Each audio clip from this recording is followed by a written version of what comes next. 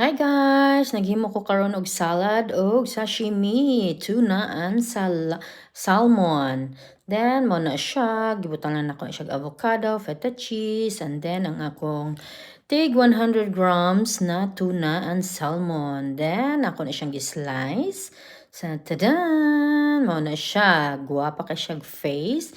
And then ang atong wasabi with soya sauce and my green mixed salad with avocado and feta cheese. So yummy, guys.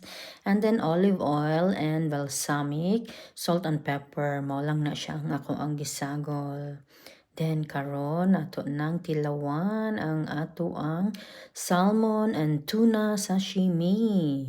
Kusingon ani guys nga kanang kuan mga inana nga amount, so mahal na kay na siya dito sa store. So it's better make your own cause ang imong hago is just wash the meat and then slice it and then i-decorate na sa imuhang plate.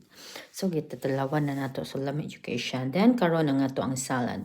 Try nato ang green with onions and then later is ang avocado and feta cheese with tomato.